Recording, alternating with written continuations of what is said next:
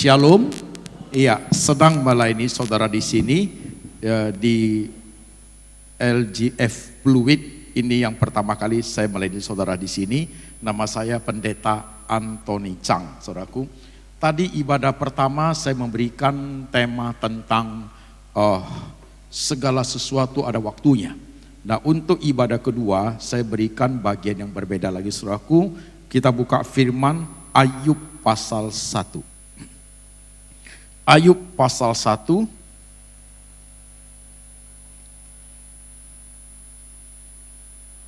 ayat 1 sampai 22. Jemaat mendengarkan, agak panjang ayat, tapi jemaat dengarin baik-baik.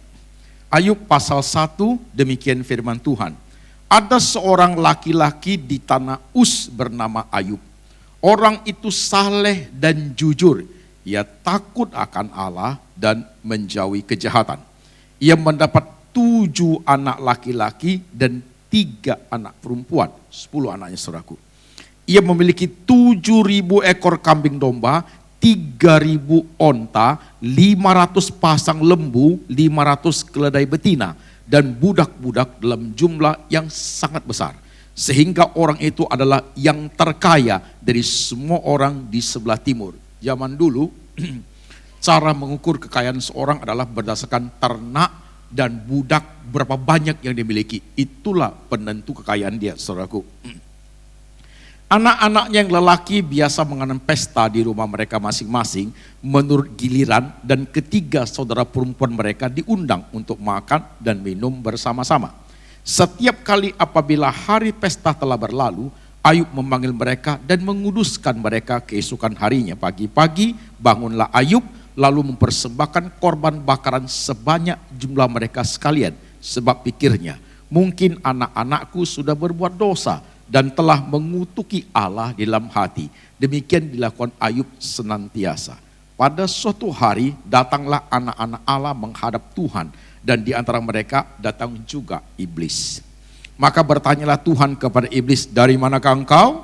Jawab iblis kepada Tuhan, dari perjalanan mengelilingi dan menjelajahi bumi.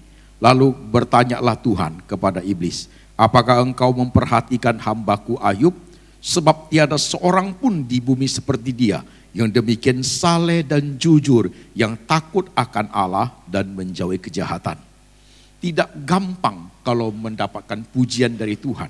Karena pada saat Tuhan memuji seorang, Tuhan melihat hati manusia itu yang paling dalam, saudaraku. Tidak mudah mendapat pujian dari Tuhan. Karena pujian itu pure, murni. Lebih mudah mendapat pujian manusia. Pujian manusia sering sekali kepalsuan di dalamnya, saudaraku. Ya. Ibu keren loh hari ini, padahal rusak parah itu ibu, saudaraku. Hanya supaya ingin menyenangkan hati aja. Hati-hati terhadap pujian manusia. Lanjut. Lalu jawab iblis kepada Tuhan, apakah dengan tidak mendapat apa-apa Ayub takut akan Allah? Bukankah engkau yang membuat pagar sekeliling dia dan rumahnya serta segala yang dimilikinya? Apa yang dikerjakannya telah kau berkati, dan apa yang dimilikinya makin bertambah di negeri ini. Tetapi ulurkan tanganmu dan jamalah segala yang dipunyainya. Ia pasti mengutuki engkau di hadapanmu. Maka firman Tuhan kepada iblis, nah, segala yang dipunyai ada dalam kuasamu. Hanya janganlah engkau mengulurkan tanganmu terhadap dirinya. Kemudian pergilah iblis dari hadapan Tuhan. Ketika Tuhan sudah memberikan ACC kepada iblis, bahwa semua yang dimiliki Ayub silakan engkau mau buat apa, kecuali jangan engkau mengambil nyawanya. Setan pergi, saudaraku. Maka yang dikerjakan adalah ayat yang berikutnya. Pada suatu hari ketika anak-anak lelaki dan anak perempuan makan-makan dan minum anggur di rumah saudara mereka yang sulung, datanglah seorang pesuruh kepada Ayub dan berkata, sedang lembu sapi membajak dan keledai-keledai betina makan rumput di sebelahnya. Datanglah orang-orang Syeba menyerang dan merampas serta memukul penjaganya dengan mata pedang. Hanya aku sendiri yang luput sehingga dapat memberitahukan hal itu kepada Tuhan. Habis dia punya binatang ternak, saudaraku. Sementara orang itu berbicara, datang orang lain dan berkata, api telah menyambar dari langit dan membakar serta memakan habis kambing domba dan penjaga-penjaga. Hanya aku sendiri yang luput sehingga dapat memberitahukan hal itu kepada Tuhan. Dombanya, kambingnya juga habis. Sementara orang itu berbicara, datang orang-orang lain dan berkata, Orang-orang Kasdim membentuk 3 pasukan, lalu menyerbu unta-unta dan merampas, serta memukul penjaga dengan mata pedang. Hanya aku sendiri yang luput, sehingga dapat memberitahukan hal itu kepada Tuhan. Dia punya onta semua dirampas orang saudaraku. 18. Sementara orang itu berbicara, datang orang lain dan berkata, anak-anak Tuhan yang lelaki dan yang perempuan sedang makan-makan dan minum anggur di rumah saudara mereka yang sulung. Maka tiba-tiba angin ribut bertiup dari seberang padang gurun. Rumah itu dilanda pada 4 penjurunya dan roboh menimpa orang-orang muda itu sehingga mereka mati. Hanya aku sendiri yang luput sehingga dapat memberitahukan hal itu kepada Tuhan. Maka berdirilah Ayub lalu mengoyak jubahnya dan mencukur kepalanya. Kemudian sujud ia dan menyembah. Ayat 21 menjadi sentral daripada renungan kita hari ini. Perhatikan.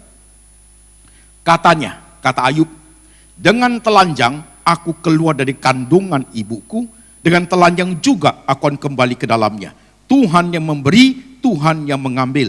Terpujilah nama Tuhan. Dalam kesemuanya itu Ayub tidak berbuat dosa dan tidak menuduh Allah berbuat yang kurang patut. Demikian firman Tuhan yang kita baca, saudaraku. Temanya hari ini kehilangan. Siapa yang tidak pernah mengalami kehilangan? Kehilangan apa saja?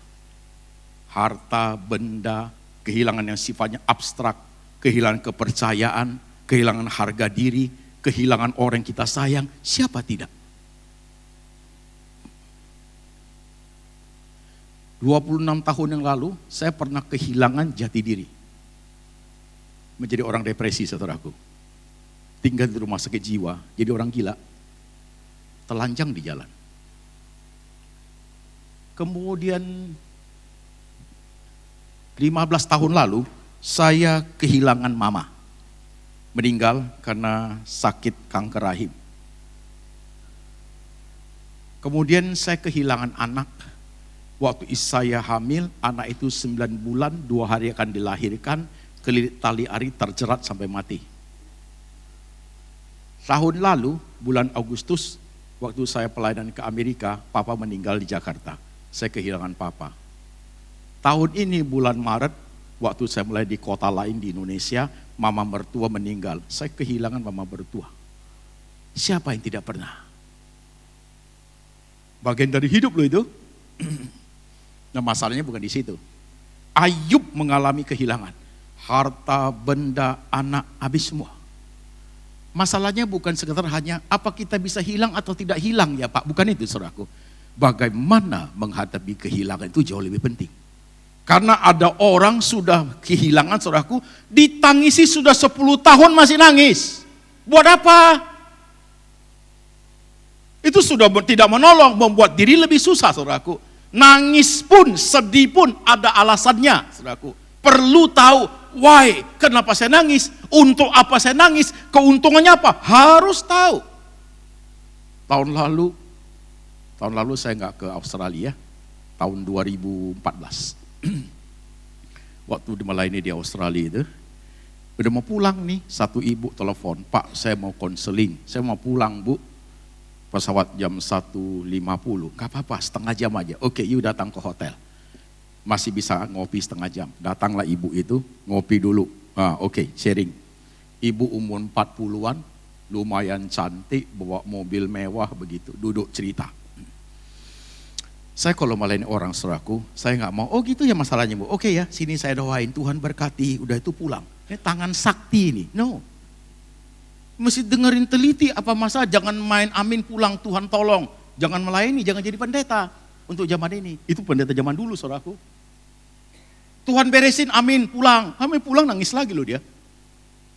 Teliti, agak aneh ibu itu. Oke Bu, sekarang ya, ibu dengerin saya 2 pertanyaan, ibu jawab. 1, apakah ibu pernah tiba-tiba tertawa Bu? Iya Pak. Dan ibu tahu nggak kenapa ibu tertawa? Nggak tahu, pokoknya pengen tertawa aja. Oke, sekarang pertanyaan kedua. Apakah ibu juga pernah tiba-tiba nangis? Pernah Pak. Pernah nggak ibu? Ibu tahu nggak kenapa ibu nangis? Nggak tahu. Pokoknya pengen nangis saja. Depresi nih Bu. Nangis ketawanya dia nggak tahu kok alasannya. Dan hari ini kalau kita mengalami kehilangan, saudaraku, udah 10 tahun terjadi, hari ini masih nangis dan gak ada alasannya, for what? Itu apa? Akhirnya menjadi penyakit buat kita loh. Ya. Ratapan yang gak ada gunanya, walaupun bagi saudara, Pak wajarlah Pak, itu anak saya satu-satunya loh Pak. Itu ruko yang saya cicil, hari ini hilang begitu aja, sangat painful, menyakitkan sekali. Sampai hari kamu meratapinya, saudara sakit loh. Gak begitu belajar firman itu. Gak begitu. Siapa tidak mengalami kehilangan? Mungkin khotbah hari ini sangat kena di saudara, salah satu saudara. Baru sebulan Pak, aku kehilangan mama, oma, anak sakit Pak. Ya. Ya kan? So what?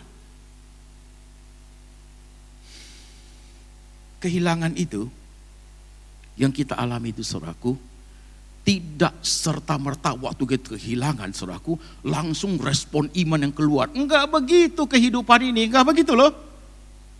Yang muncul duluan respon jasmani kita, respon manusiawinya. Ayub juga sama, saudara kalau teliti baca Ayub, tidak langsung Ayub ngomong, oh aku lahir dengan telanjang, dari ibuku kembali dengan telanjang juga. Tuhan mengambil, Tuhan yang memberi, Tuhan yang mengambil. Enggak begitu. Saudara baca, Ayub sampai begitu kecewa, dia ngomong, lebih baik aku mati daripada hidup. Jadi kalau kita mengalami kehilangan, respon manusiawi yang pertama adalah kecewa, sedih. Itu harus terjadi, saudaraku. Hal yang wajar sekali. Mamamu meninggal, ya nangis. Masa kamu ketawa? Istrimu meninggal, ya nangis. Masa kamu ketawa? Itu ada dua maksud loh, kau tawa istri meninggal, yuk menangis. Yuk ketawa istrimu meninggal, yuk ketawa, ada dua maksud. Satu sudah gila, besok puji Tuhan, gua kawin lagi, udah mati dia. Wajib saudaraku, pasangan meninggal, orang kita kasih, hartamu habis, you sedih, kecewa, sangat manusiawi. Gak ada yang salahkan itu. Yes. Itu duluan yang harus terjadi, proses hidup. Gitu. Gagal pacaran sedih, ya. Kuliah gak sukses, kecewa, iya. Sangat manusiawi saudaraku. Gak boleh pura-pura, ditutup-tutup, enggak terjadi apa-apa. Tiada yang mustahil, Tuhan bohongin diri. Nanti di sini exploded dia. Pura-pura hebat rohaninya, Enggak begitu manusia itu. Kita harus berani jujur memahami diri kita sendiri. The first time you alam begitu, enggak ada manusia yang kecewa. Baca di Alkitab, semua orang sama, saudaraku, sama. Gitu. Yunus begitu kecewa di dalam perut ikan, sampai dia pilih mati. Ya kan? Karena dia tidak mau ikuti perintah Tuhan. Tuhan suruh ikan telan dia. Di dalam perut ikan dia bertobat, Tuhan suruh ikan itu muntahkan dia. Bisa dimuntahkan keluar hidup-hidup. Karena kenapa? Karena ditelan. Kalau dikunyah, beda bos, dari belakang keluarnya. Kue bolu itu saudara-saudarinya. Saudara. Ditelan dari depan, ya hiduplah. Kok dikunyah, jadi bingka Ambon dia. Live. Coba perhatikan pelan-pelan. Saya mau saudara menyimak. Respon manusia itu muncul loh, itu hidup. Itu wajar sekali. Manusiawi sekali. Aku kehilangan Pak. Ya. Gak bisa yuk hindari itu. Gak bisa. Perlahan tapi pasti, we lost so much. Begitu tuh hidup. Ya. Kehilangan kesehatan, iya pasti. Kalau masih muda, teman-teman bisa banyak tuh. Apalagi waktu kuliah, oh banyak temannya. Nanti kalau sudah married, lingkungan jadi menyempit itu. Pulang anak istri, suami, sama teman kerja kantor itu. Nanti kalau sudah agak lama sedikit marriednya, anak-anak mulai besar, itu lingkungannya. Nanti anak-anak sudah besar, udah punya pacar, mereka sendiri-sendiri. Kalau sudah married dia pilih rumah tangga sendiri, mau belajar untuk menangani rumah tangga sendiri. Pindah dia ke rumah. Akhir-akhirnya we lost. lama-lama habis, akhirnya tinggal berdua. Kalau sudah tinggal berdua, berdoalah siapa duluan pulang. Memang begitu lah. Akhirnya tinggal berdua, nggak mau. Jadi mau apa? Mau apa hidup? Memang begitu kok. Nggak mungkin anak kita hidup sama kita sampai engkong-engkong. Nggak mungkin. Mereka merit, mereka pergi, saudaraku. Mama, kita mau merit nih, punya uang kan, beliin dong rumah atau apartemen, kita mau manage rumah tangga sendiri. Ngomongnya pakai bahasa Inggris lagi dia. Nanti seminggu sekali kita main-main ke rumah mama. Begitu tuh model, ya kan? Dalam setahun tuh seminggu sekali. Tahun kedua, sebulan sekali. Tahun ketiga, saudaraku, setahun sekali. Tahun keempat, mau mati baru datang dia. Itu loh hidup, saudaraku. Kalau kamu tidak punya uang, tidak punya harta, nggak datang dia. You punya uang baru datang, mau bagi warisan nih. Jadi mau bilang apa? Hidup hanya begini kok. Nah, kalau respon manusiawi udah muncul, nanti perlahan tapi pasti dalam perjalanan seperti itu, air mata kesian, respon rohaninya baru muncul dia. Begitu loh. So how? Menghadapi kehilangan itu bagaimana? Pakai 3 ayat Ayub ini. Dengan telanjang aku keluar dari kandungan ibuku. Dan telanjang juga suatu hari aku kembali kepadanya. Tuhan yang memberi, Tuhan yang mengambil. Terpuji nama Tuhan. 3 poin. Nggak mudah loh. Masing-masing poin punya tingkat kesulitannya. Kalau poin 1 tidak bisa lewat, nah mungkin masuk poin kedua. Dengan telanjang aku keluar dari kandungan ibuku, dengan telanjang juga aku kembali ke dalamnya. Itu memberikan pengertian kepada kita, saudaraku. Waktu kita dilahirkan, saudaraku, we are nothing. Kita nggak bawa apa-apa loh. Coba lihat bayi lahir itu. Nggak bawa apa-apa, kosong, saudaraku. Tangan pun nggak bawa apa-apa. Pernah lihat bayi lahir udah bawa celana dalam sendiri ada? Mana ada? Lahir pun nangis. Anak saya lahir, waktu dulu lahir, tangannya begini, diam saudaraku, itu artinya mati. Ya kan? Kalau tangannya kepal, nangis, itu artinya ya dia siap menghadapi sulitnya hidup ini. Nangis dia. Waktu dia nangis secara medikal, organ tubuh berfungsi dengan baik, sehat dia. Pernah lihat bayi lahir ketawa, cekik kasih mati, setan itu saudaraku. Anakmu lahir ketawa, cekik kasih mati. Anak Dracula itu saudaraku. Selama jadi pendeta belum ketemu bayi lahir ketawa. Selalu nangis. Secara Alkitab artinya apa? Mama, I'm ready to suffer. Saya siap menderita di dunia itu. Yes. Itu loh hidup. Dengan telanjang aku dari kandungan ibuku, dengan telanjang juga aku kembali ke dalamnya. We are nothing. Udah lahir, baru ditambahin, dikasih suntikan ini, suntikan itu, cacar apa begitu semua. Apalagi baru nanti udah mulai besar di sekolahin, diapain itu begitu, baru jadi. We are nothing, man. Jadi kalau kamu sukses, kaya ini tuh pada dasarnya memang tidak dibawa itu. Itu tidak dibawa. Gak bawa apa-apa. Dulu ada satu raja. Waktu dia sudah mati, dia minta kepada orang-orangnya, tolong dibuatin peti mati, kiri kanan dibuat lubangnya. Dia mau keluarin tangannya, mau begini dia. Dia ingin kasih tahu, waktu dia lahir gak ada apa-apa. Hidup diberkati dari keluarga kerajaan. Jadi pangeran dikasih pendidikan apa. Jadi raja besar, very high, dignity, majesty, gede. Bisa memimpin umat, rakyat begitu. Dan dia ingin kasih tahu, setelah mati pun tanganku kosong. Gak bawa apa-apa.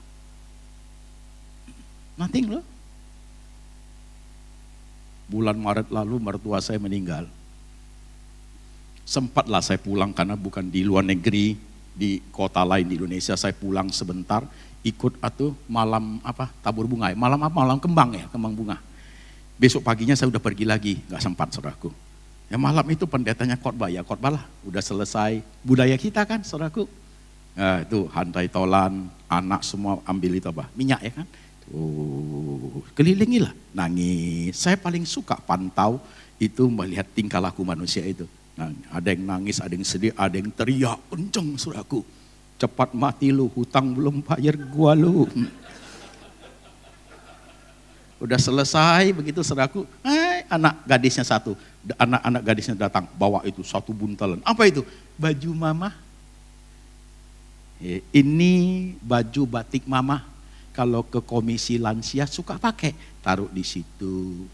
Tongkat mama di sebelah. Ini kosmetik mama, taruh dekat wajahnya. Kenapa? Dekat mukanya, karena mama mana tahu. Apalagi sepatu mama paling suka pesta pakai itu, taruh di situ. Nah, udah taruh semua begitu. Ngomongnya apa? Mana tahu mama pakai? Pakai.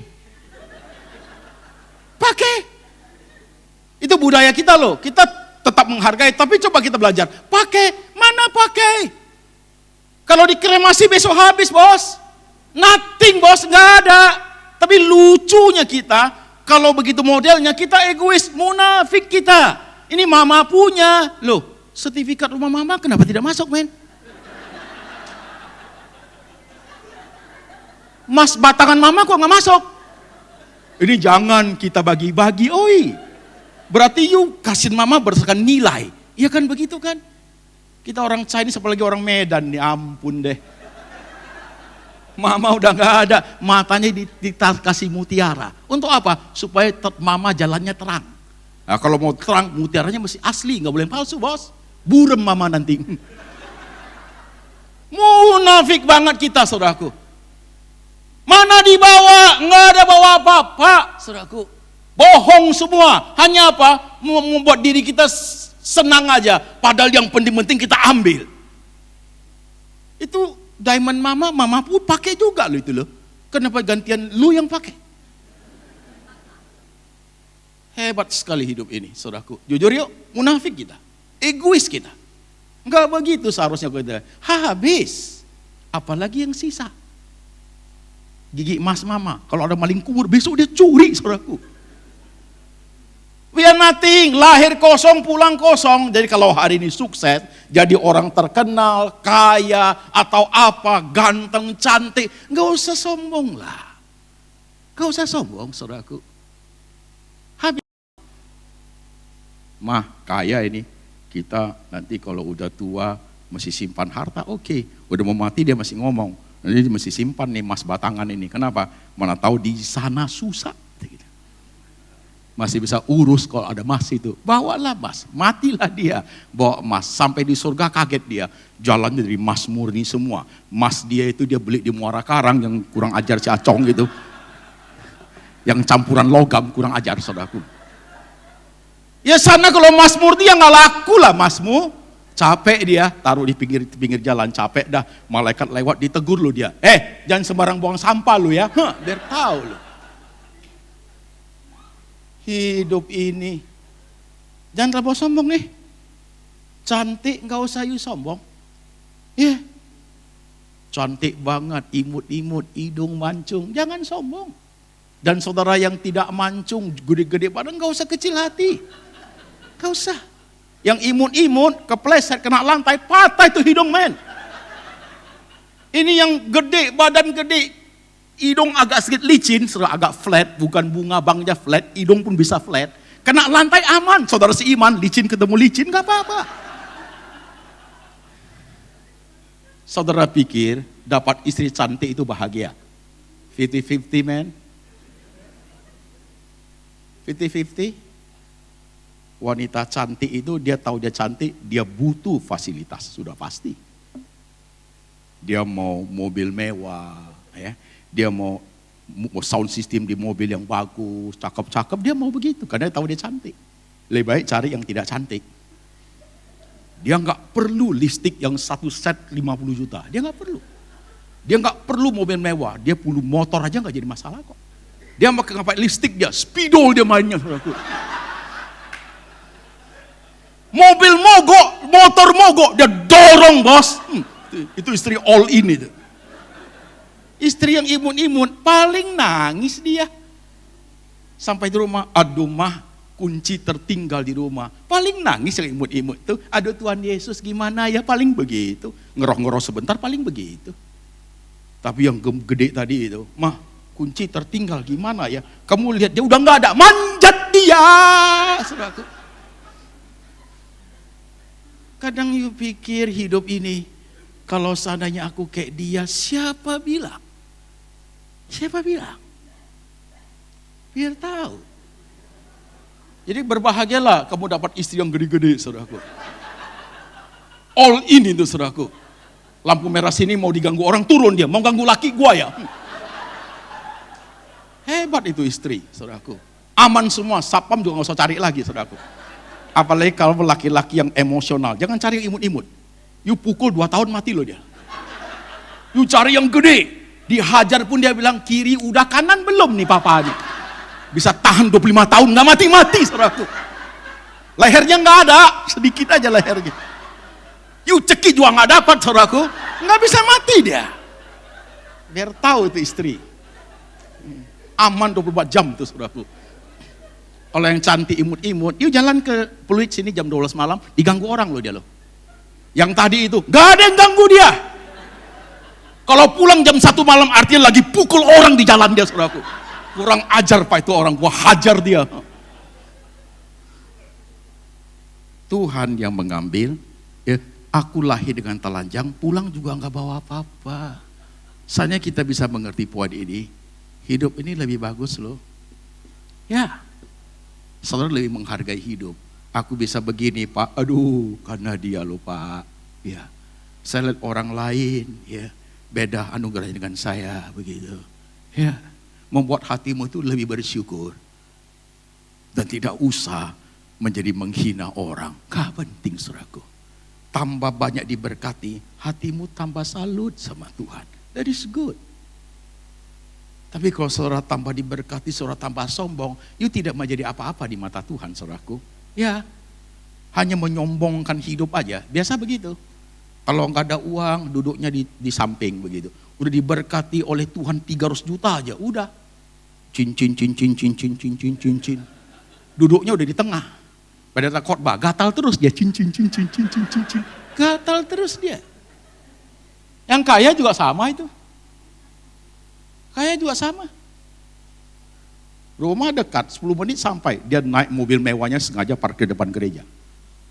Ya kan? Pakai jam Rolex. Orang pakai jam Rolex, selalu kasih tahu orang, saya pakai jam Rolex. Itu begitu penyakitnya. Nggak mungkin dia tutupin jam Rolex. Nggak mungkin, saudaraku. Nggak mungkin. Dia ambil pulpen aja begini kok dia. Begini kok. Selalu curugkan tangannya, gatal. Selalu gatal. Biar orang lihat jam Rolex, saudaraku. Itu life itu kayak gitu. Nah, kalau kita belajar filosofi hidup gitu, kita baru tahu. Ketemu orang kaya hidupnya sederhana, itu hebat luar biasa loh. Ketemu orang kaya dia sombong, you belum apa-apa. You belum apa-apa hidup. Nah kalau bisa masuk poin pertama, baru masuk poin kedua. Tuhan yang memberi, Tuhan yang mengambil. Jadi Tuhan memberi itu waktu lahir gak apa-apa kan? Gak ada apa-apa kan? Tuhan yang memberi, Tuhan give all. Tuhan memberi, jadilah dikasih pendidikan, kasih apa lagi kita. Jadi menjadi orang berguna begitu. Nah, mengapa kita sedih pada saat kita kehilangan? You know why? Karena pada saat Tuhan memberi kepada kita, jaga ini anak ya, aku beri kamu anak, aku beri kamu harta. Semuanya saudaraku yang diberi Tuhan itu saudaraku, that is not, we are not the owner. Kita bukan pemilik, kita hanya pengelola, begitu loh. Statusnya pengelola saja, begitu. Tapi pada saat proses hidup menjadi pengelola, ketika sedang berjalan waktu, berubah status dari pengelola kita mengaku diri pemilik, itu membuat kamu sedih. Sangat manusiawi sih. Pak, ini harta saya punya. Walaupun Tuhan yang kasih, yang kerja saya Pak. Lembur siang malam baru dapat begini. Ya wajar saya punya itu. Jadi kita akhirnya menjadi the owner. Anak juga sama. Memang anak Tuhan kasih, tapi kan anak saya Pak. Margan kan Cang, bukan Cing marganya, Cang, anak saya begitu, iya kan? Waktu berubah status itu saudaraku menjadi owner, waktu pemilik aslinya datang, you kehilangan, itu loh. Jadi istrimu di sebelah, suamimu, anakmu, itu bukan milik kita. Ironis ya hidup ya. Kita hanya pengelola aja. Suatu hari yang sang pemilik datang, diambil loh. Mamamu itu bukan kamu punya bos. Kamu hanya disuruh jaga, rawat dengan baik. Kalau kamu mau klaim kamu di owner, mamamu tidak boleh mati. Kalau dia sakit, dia harus sembuhkan dia. Nggak mampu kan kita kan? Itu hanya membuktikan kita bukan the owner. Yang punya udah datang, dia mau ambil dengan cara apa saja. Wah, hidup ini. Maka you sedih. Pada saat kehilangan itu, Tuhan mengambil seperti itu, gitu saudaraku. Cara Tuhan mengambil lewat banyak hal loh. Bencana alam, kecelakaan, hari tua, sakit, sangat banyak cara. Saudaraku begitu. Itu life, itu hidup. Masih ingat berapa tahun lalu itu? Adam Air masuk ke laut kan? Waktu ke Indonesia bagian timur, ke Manado kan itu. Hari itu di pesawat itu banyak pendeta loh itu. Banyak cara Tuhan itu saudaraku. Yang akan hidup itu orang. Fasten seat belt. Turun sampai 2000 meter ke bawah loh itu. Mereka pakai Coca-Cola. Turunin 1000 meter aja. Ditarik keluar, Coca-Colanya berubah warna itu. Tekanannya berat kuat sekali. Apalagi 2000 meter, pecahlah. Fasten seat belt lagi, mana bisa naik? Di bawah laut ada predator. Itu ikan-ikan besar itu, ikan-ikan ganas itu. Dia makan. Dia gak bisa kemana-mana kan. Mereka pikir, mereka tuh di darat makan teman-teman gua, gurami asam manis. Kita makan balik, matanya enak nih ya. Kita balas dendam nih, mereka makan teman-teman kita ini. Habislah. Ini hidup. Nggak mau terima hidup. Jadi mau apa? Nggak bisa enggak loh. Suka tidak suka, memang begitu hidup. We are not the owner, bahkan diri kita sendiri bukan kita punya loh ini. Tuhan punya loh. Tuh. Jadi waktu mama papa masih hidup, or apapun masih ada, kelola dengan baik. Ada loh di antara kita ya kan? Sama mamamu, papamu perhitungan sekali. 1 sen pun you perhitungan. Mama papamu di luar kota, you telepon juga jarang begitu. Tuhan yang memberi, Tuhan yang mengambil. Artinya, setiap kali hidup ini ada limitnya. Nanti suatu hari mamamu orang tua itu ada limitnya. Sampai waktu datang, Tuhan datang mengambil yang Tuhan punya. Saudara baru nangis, saudaraku, gak ketolong lagi. No. You mau kirim uang 1 truk ke rumah pun, mama sudah gak bisa lihat. Waktunya udah habis. Nanti baru you menyesal. Ke kuburan dia, kasih makanan papa, kasih makanan, kasih kepala babi. Mana makan dia? Oh papa dulu merokok Jisamsu, kamu hidupin. Emang merokok papa bu? Pembohongan semua. Waktu hidup, you tidak sayangi. Udah mati, you menyesal begitu, apa gunanya? Menghibur yang gak ada gunanya itu. Waktu hidup sayangi baik, limitnya sangat terbatas. Ya, buat apa? Dulu waktu mama meninggal, ada satu koko. Waktu selagi mama hidup, tukang marahin mama. Apa yang dikasih sama mama? Setiap hari marahin begitu. Waktu mama mati, menangisnya luar biasa. Pukul-pukul tembok, jedot-jedotin kepalanya ke tembok begitu saudaraku. Saya lihatnya kesal juga. Udahlah gak usah nangis lagi, gua tonjok juga lu nanti lu. Mama hidup kamu gak pernah sayang. Sekarang mama udah mati kamu gitu, buat apa? For what? Pembohongan itu. Dan nangis pun gak tahu caranya nangis buat apa.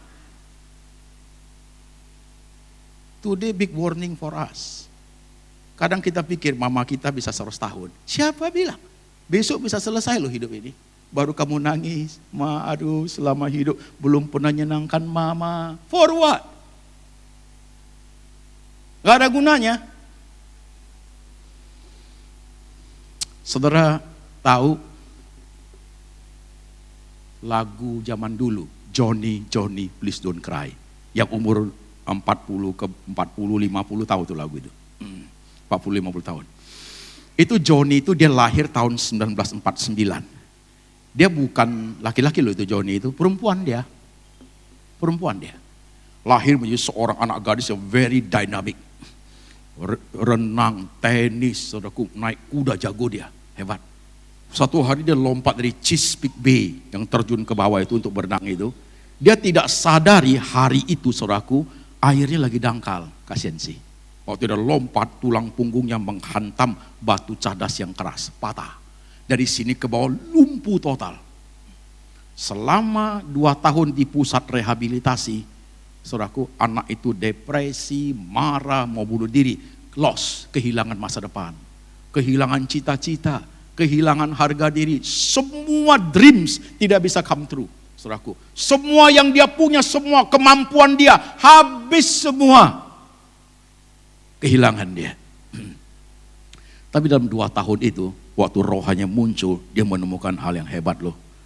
Dalam bukunya dia ngomong gini, please remember, kita tidak bisa bergantung kepada anugerah yang sudah lewat.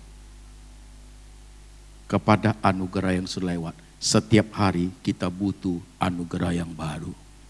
Kehilangan itu adalah anugerah yang sudah lewat. Yes. Tahun lalu waktu saya ke Amerika Agustus, saya pelayanan sekaligus lanjutkan sekolah doktor, saudaraku S3 ya. Pas mau terbang papa meninggal. Ya saya nggak bisa tunda, di situ ada KKR di gereja gitu. Terbang juga saya. Dari pesawat nangis laku, wajar dan sangat manusiawi. Papa baik sekali gitu. Ya kan? Kalau saya ketawa di pesawat gila lagi bos, begitu ya. Nangis, but I say, Papa, kau adalah anugerahku yang sudah lewat. Aku tidak boleh di situ terus meratap. Di depan gereja menunggu, sekolah menunggu, di Jakarta ada keluarga, ada kehidupan, ada jemaat yang harus dilayani. You are my past, you are my yesterday grace, anugerah yang sudah lewat gitu. Dan kalau kamu sudah memiliki anugerah yang sudah lewat, kamu terus meratapi, nggak tumbuh loh iman itu, nggak tumbuh loh. Buat apa? Buat apa? Suamimu sudah meninggal 10 tahun, hari ini kamu masih nangis, buat apa? Jadi sakit kamu, buat apa? Nangis 3 tahun cukup. You nangis 3 tahun, you cry for him. Kasihan dia Pak, kenapa? Anak gadisnya udah gede, cantik, dia nggak melihat lagi. Oke, tapi setelah 3 tahun, 4 tahun, 5 you masih nangis, you not cry for him. You cry for yourself, sakit itu. Nggak ada yang bantuin untuk kuliahnya. Apa you nangis gitu, suamimu bisa turun. Nih mas batangan ambil. Tambah tidak menyelesaikan masalah kok. Buat apa? Buat apa? Nangis 3 tahun, that is enough for you. Memang hidup itu begitu, belajar sedikit kejam terhadap kehidupan ini. 3 tahun pertama masih nangis, malam-malam ingat dia, masih sedih. Papa mau ikut, masih nangis. Karena masih cinta, baik, good. Tahun keempat nangisnya beda. Papa, aku ikut orang lain ya. Itu bagus tuh. Itu bagus tuh. Enggak dilarang kok di Alkitab. Memang hidup begitu. Janji nikah itu begitu loh. Aku di hadapan Allah Tritunggal, Bapa, Anak, Roh Kudus, mengambil engkau Maria sebagai istriku. Aku berjanji mengasihi, mencintai dalam keadaan susah, senang, sakit, sehat, sampai maut memisahkan. Finalitasnya sampai mati. Udah mati, udah free. You mau married, go on. You tidak mau nikah, enggak apa-apa. Itu saudaraku, ya. Ikatannya sampai mau memisahkan loh. Kecuali suamimu fanatik, egois dia. Sebelum mati dia panggil polisi. Tangkap yang cari istriku waktu aku mati. Itu lain cerita kan. Kalau mati sudah. Kalau umur 40 masih muda, married lah. Enggak mau menikah, enggak ada yang larang. Umur 50 mau menikah, masih sehat, silakanlah. Umur 60 masih oke, lanjutlah. Tapi 70 jangan. Kulit udah bersisi bos. Udah gemetaran. Senggol 2 kali masuk neraka men. Cucu melahirkan, you ikut melahirkan, heboh itu. Nggak usah lah. Buat apa? Menikah pun ada hikmatnya. 72 janganlah. Udah masuk grup Simatupang dia. Simatupang, siang malam tunggu panggilan. Mau kawin lagi? Nggak usah lah. Buat apa? Waktu dia mengatakan demikian saudaraku, jadi anugerah yang baru apa? Anak muda ini, anak gadis ini. Dari sini lumpuh total. Dia ingat di atas masih bergerak. Dia pakai giginya menggigit kuas. Dia lukis, terkenal sekali dia bos. Maka muncul lagu Johnny, Johnny please don't cry. Keluar yayasan Johnny and Friends. Terkenal sekali dia. Dan dalam bukunya dia tulis begini, God, Tuhan, aku tidak punya resources. Aku nggak punya sumber daya. Jalan 3 meter aja aku nggak kuat. Boleh nggak aku pinjam kamu punya? Saya nggak punya tujuan hidup. Boleh nggak saya pinjam kamu punya? Saya nggak ada keinginan udah nggak ada. Boleh nggak saya pinjam you punya? Ini aku di sini Tuhan. Every day I need your new grace. Grace upon grace. Hidup itu begitu loh. Hidup itu begitu loh. Itu tidak bisa bergantung pada anugerah yang sudah lewat. Tidak bisa. Pak, kalau aku kayak dulu, for what? Itu suamimu itu, laki-laki perempuan sama. Suamimu sudah pilot, habis semua, tinggal pen tertua. Bawa kamu di jalan, pas di depan ada Mercy terbaru. Mama, tipe terbaru itu, Papa juga dulu punya. Seandainya kita mah, dia mulai itu. Dia sebagai istri ajar dia, Pak, kita sudah nggak ada apa-apa, Pak. Mama sibuk urus anak-anak, nggak mau urus orang gila. Kasih tahu dia, saudara. Berandai-andai terus dia, laki-laki itu begitu, perempuan begitu juga. For what? Emang tidak bisa hidup? Aku mau bunuh diri, kenapa? Putus pacar, Pak. Cari lagi dong, nggak mau. Dia yang paling cantik, udah gak ada yang kayak gitu. Yang jelek aja tinggal sedikit sekarang katanya begitu. Mau bunuh diri pohon pisang, mana mati? Pohon pisangnya yang mati. Tahun depan dapat pacar lagi dia. Pacarnya itu lebih dari pacar yang dulu. Mau bunuh diri gak? Cepat dia goyangnya. Kenapa? Rugi, dapat anugerah baru dia. That's life. Itu hidup loh. Unik kan hidup ini, baru bisa masuk poin ketiga. Terpujilah nama Tuhan. Kalau enggak biko, kalau enggak bagaimana bisa masuk? Apa yang terpuji, Pak? Anak saya meninggal. Apa yang terpuji, Pak? Saya pilot. Begitu. Karena tidak bisa masuk ke bagian itu untuk memahami pekerjaan Tuhan di tengah kehidupan yang sulit sekali. Ya. Orang yang tidak bisa melihat bagian gini, dia akan mengutuki dirinya. Bahkan akan membuat komparasi kepada setiap orang. Bahkan akan menyalahkan Tuhan. Sakitnya minta ampun dalam hidup dia. Kalau ngomong Tuhan aja pahit dia. Tuhan enggak. Kemarin baru jemaat WhatsApp. Pak Antoni, saya rasa Tuhan kejam sama saya. Loh kenapa?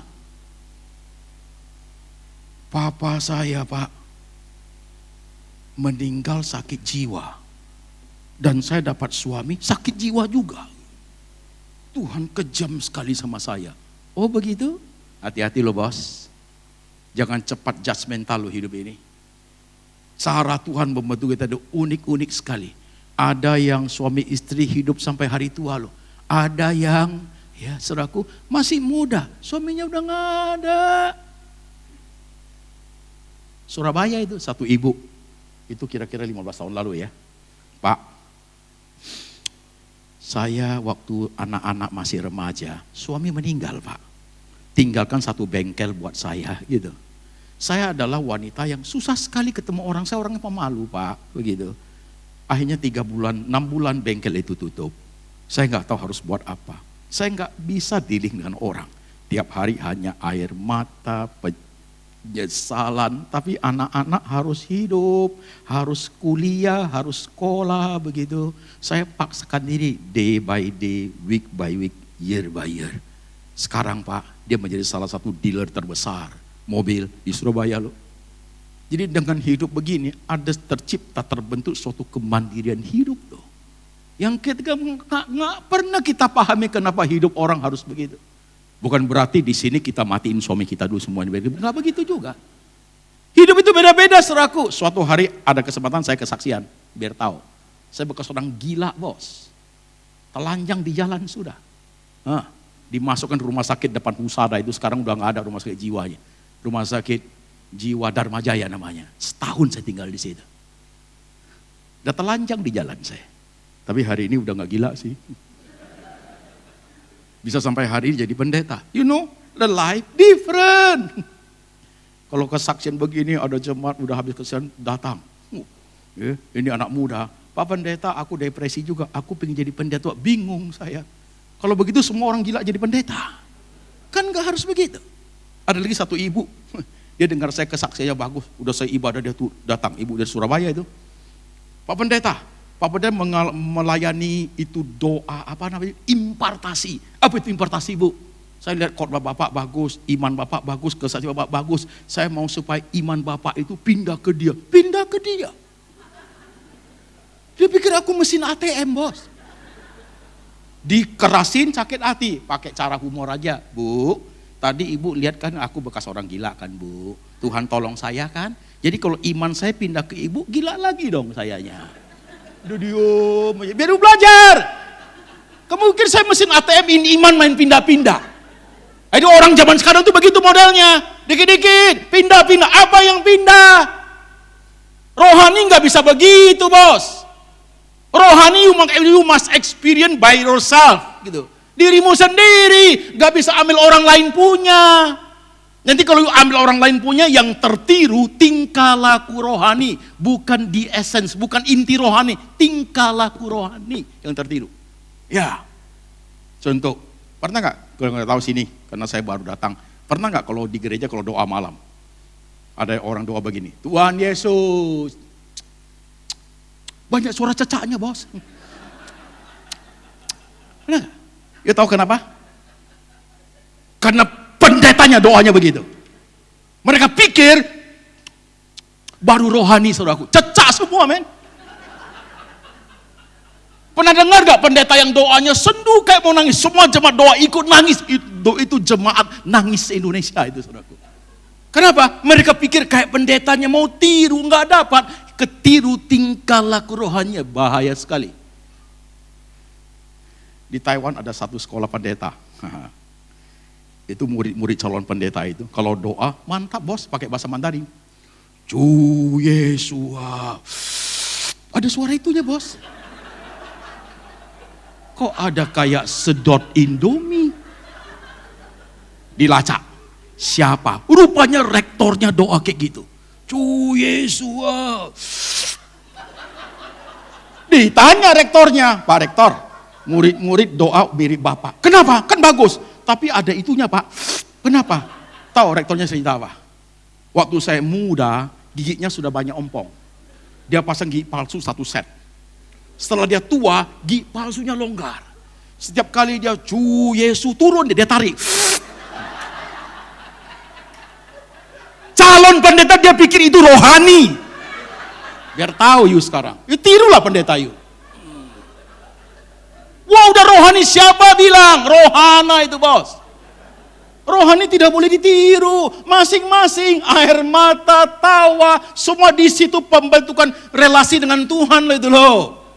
Baru bisa ngomong terpujilah nama Tuhan. Wah, itu kalimat itu terakhir itu nggak mudah loh itu loh, saudaraku. Begitu. Apa yang terpuji, saya rugi. Tapi ada orang bisa ngerti dengan baik.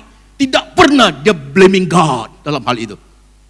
Dia bisa memahami bagian dari hidup. Bukan Tuhan tidak tahu, Tuhan tahu semua jalan kita. Hari ini ada yang kena mungkin. Yang selama ini pahit sekali, tidak bisa di-explain. Tidak ada yang bisa membuka masalah saya, Pak. Tuhan, you kejam sekali rasanya Tuhan sama kamu. Hari ini you listen baik-baik. Enggak begitu loh. Tuhan tidak seperti yang kamu maksud. No. Ya. Cara Tuhan menjadi sangat berbeda. Tangannya membentuk menjadi berbeda. Yunus Tuhan pakai ikan. Bileam pakai keledai. Is it right, saudaraku? Iya. Yeah. Perumpamaan yang anak hilang pakai babi, ya kan? Udah kalah judi, kalah semua, lapar, kerja disuruh jaga babi di kandang babi. Jaga babi dia. Waktu dia lapar, dia ingin makan ampas babi, enggak boleh. Hari itu baru sadar. Waktu dia lihat babi, babi lihat dia. Baru tahu dia bukan babi, bos. Hidungnya beda.